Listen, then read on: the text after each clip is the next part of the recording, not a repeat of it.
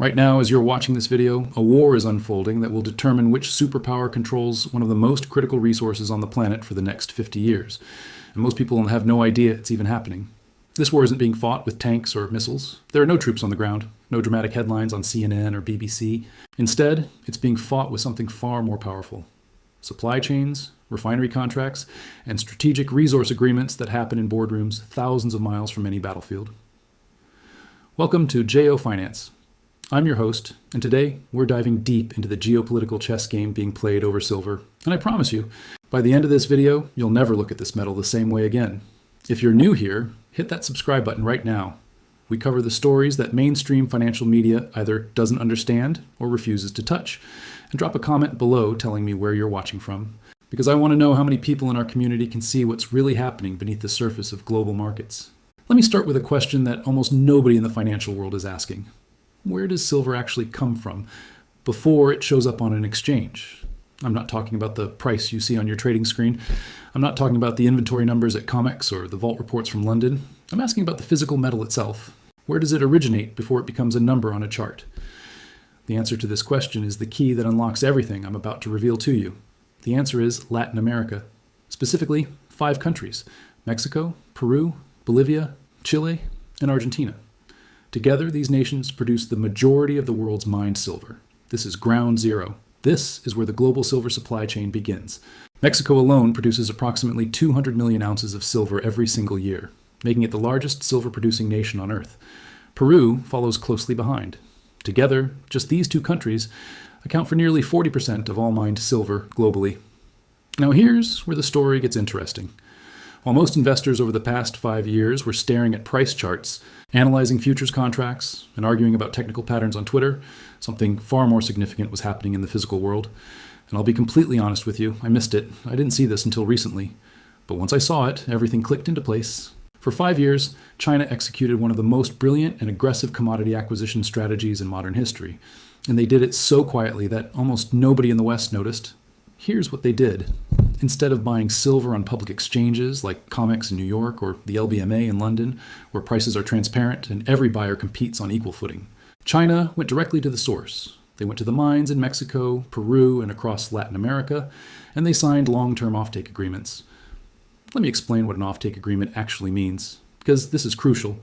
These are contracts where China agrees to purchase silver in its raw, unrefined form, either as concentrate or as doré bars, directly from the mine before it ever reaches a public exchange or enters the global market. Think about the implications of this for a moment. The silver is being purchased before price discovery, before any other buyer even has a chance to bid on it, before it shows up in any inventory report.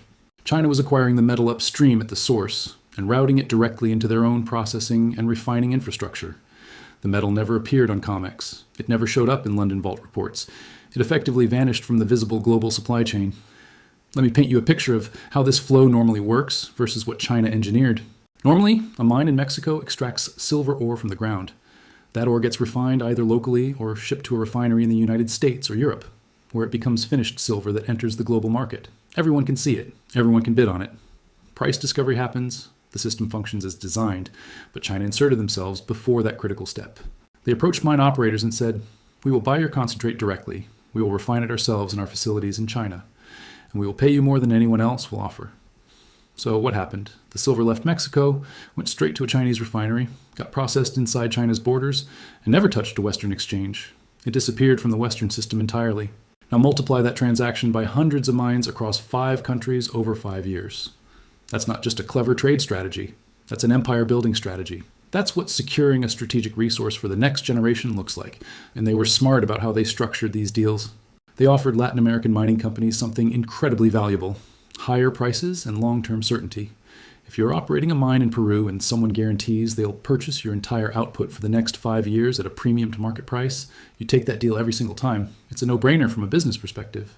But the cumulative effect of hundreds of these individual deals executed over 5 years is devastating for everyone else in the market.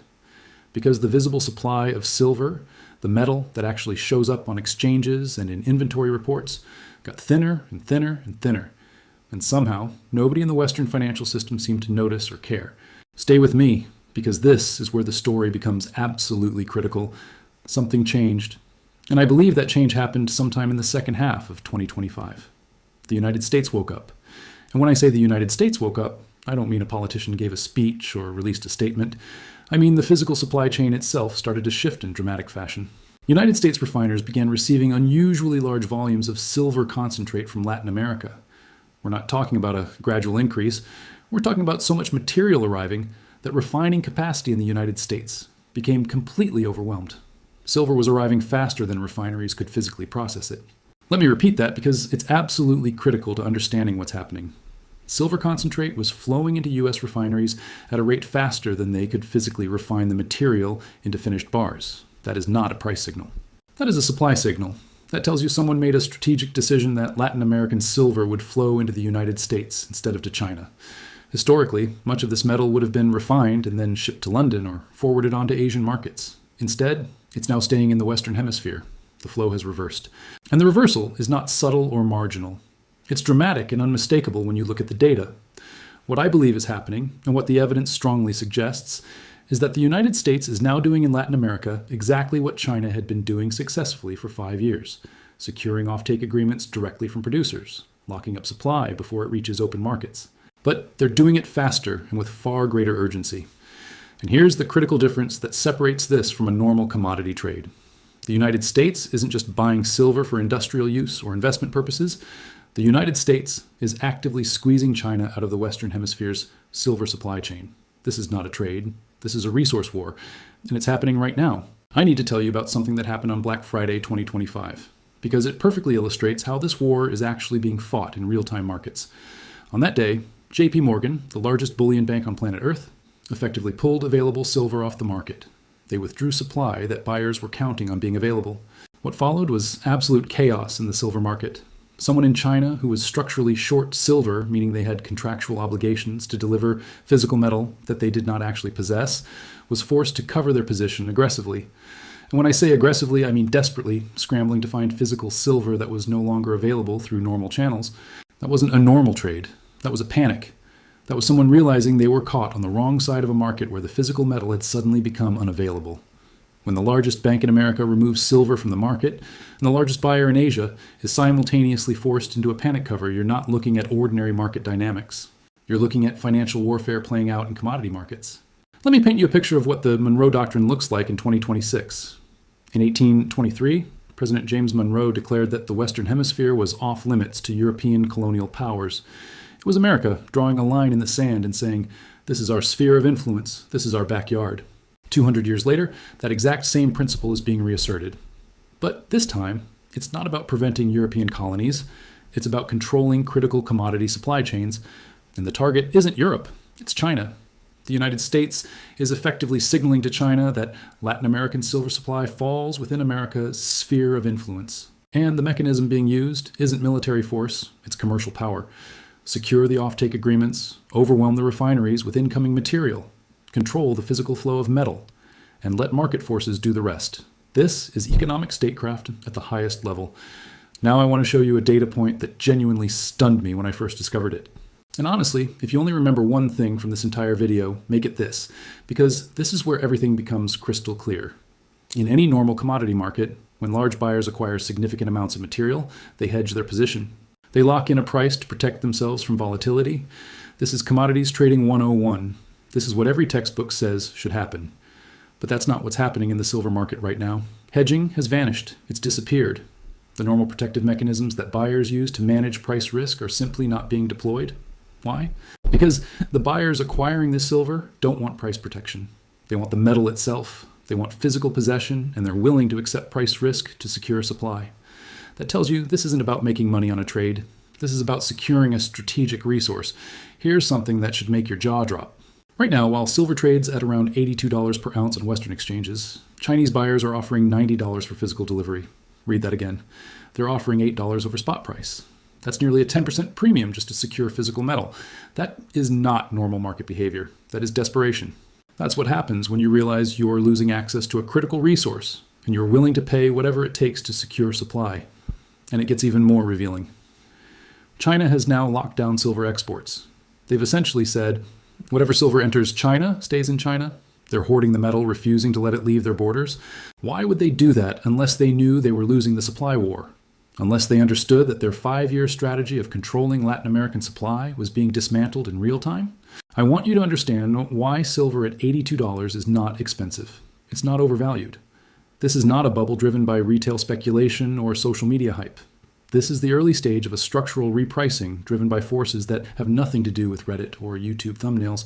Think about what is converging at this exact moment in history. The United States is actively ripping Latin American silver supply away from China through aggressive offtake agreements. U.S. refineries are so overwhelmed with incoming concentrate, they literally cannot process it fast enough. Hedging has completely vanished because major buyers want the physical metal, not price protection. China is so desperate for supply, they're offering $90 for $82 silver. China has locked down all silver exports because they know they're losing control. Section 232 tariffs are being actively modeled by JP Morgan and Goldman Sachs as a realistic scenario that would completely reshape global metal flows overnight. BRICS nations are building an alternative financial system that needs tangible commodity collateral, and silver is next in line after gold. Central banks are buying gold at record pace, and the available unencumbered gold supply is shrinking, which naturally pushes collateral demand down the value chain to silver. Vaults in both New York and Shanghai are draining simultaneously. Lease rates in London have hit 4.5%, which is absolutely extraordinary. The silver market is in extreme backwardation, meaning near-term prices are higher than future prices, indicating severe physical tightness. And supply deficits have now persisted for 5 consecutive years, with no significant new mine supply coming online for another 7 to 10 years minimum. All of that. At the same time, every single one of those factors is happening right now simultaneously. That's not one bullish signal. That's not 2 or 3. That is every single signal in the physical market, the geopolitical landscape, and the financial system, all pointing in the exact same direction at once. I have never in my career seen this many fundamental forces converge on a single asset, and I genuinely don't think the market has even begun to price this in. I want to be completely transparent about the risks here, because I never present one side of a story without acknowledging the other. Full disclosure, I hold silver. I hold silver mining stocks. I have skin in this game. And there are things I cannot see clearly yet. How exactly is the United States securing these Latin American supply agreements? Is this being coordinated at the government level, or is it purely private sector driven? We don't have complete clarity on that yet. How will China respond to being squeezed out? They could escalate by offering even higher premiums. They could pivot their strategy toward African and Australian silver assets. They could potentially weaponize their dominance in silver refining, because Chinese refineries still process a massive share of global silver output. And the timeline is completely uncertain. This could play out over 6 months, or it could take 3 years. Resource wars don't resolve overnight. This isn't a trade that settles in a quarter. I also want to address the obvious question everyone's thinking. Is silver at $82 already too expensive to buy? Let me reframe that question with everything you now know. Silver at $82 is the price it trades at when Chinese buyers are willing to pay $90 for physical delivery. It's the price it trades at when the United States is actively reclassifying silver as a critical mineral for national security. It's the price it trades at when London lease rates are at 4.5% and the market is in extreme backwardation. It's the price it trades at when 2 superpowers are literally fighting over who controls the future supply chain. So let me ask you, is $82 expensive, or is $82 simply the market still catching up to a reality that the physical world already understands? I'll let you decide. But I know what the data is telling me. There's also a scenario that very few people are seriously considering, but which could accelerate everything I've described. What happens if the United States actually implements Section 232 national security tariffs on silver imports? Let me walk you through the mechanics. A 25% tariff on silver imports would immediately create a significant price premium inside the United States. Domestic silver would trade at a substantial markup compared to international prices. That premium would act like a magnet, attracting even more supply into the U.S. market and accelerating the drain from every other market on Earth. COMEX would become the destination of choice for every producer in the Western Hemisphere. London and Shanghai would see their inventories collapse even faster than they already are. The tariff wouldn't just raise the price, it would fundamentally reshape the entire global flow of physical metal.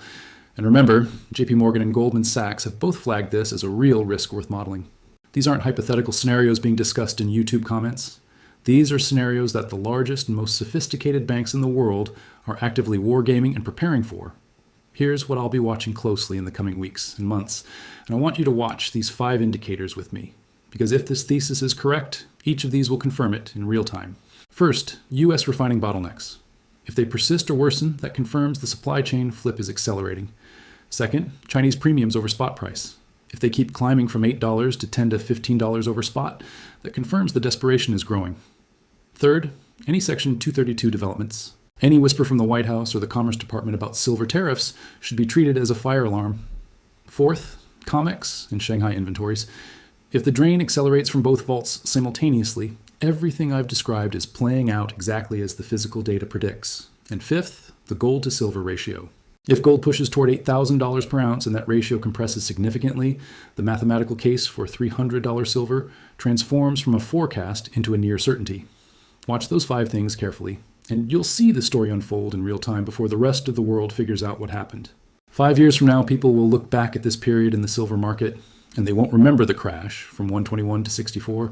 They won't remember the headlines that declared the bull market was over. They'll remember this moment. The moment when silver stopped being just another precious metal and became a geopolitical weapon. The moment when 2 superpowers decided that controlling silver supply was a matter of national security. And the moment when the price on your screen stopped reflecting what silver was worth and started reflecting how badly the most powerful nations on Earth wanted to control it. I'm not here to tell you to buy silver. I'm not here to tell you to sell it. I'm here to show you what the data is telling me. And I'm showing you my own conviction by being transparent about my positions. I hold silver, I hold mining stocks. I have real capital at risk in this thesis.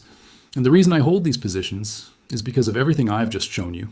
Not because of a prediction or a price target or a YouTube thumbnail, but because the physical flows, the hedging data, the geopolitical positioning, and the inventory data all converge on the same conclusion. And when every signal points in the same direction, I pay attention. The vaults are draining, the supply chains are flipping, the superpowers are fighting over control, and silver at $82 doesn't even begin to reflect what's happening underneath the surface. This story is not over. In fact, it's just beginning. And I'll be here every single week to walk you through it as it unfolds. This is Geo Finance. I'll see you in the next one.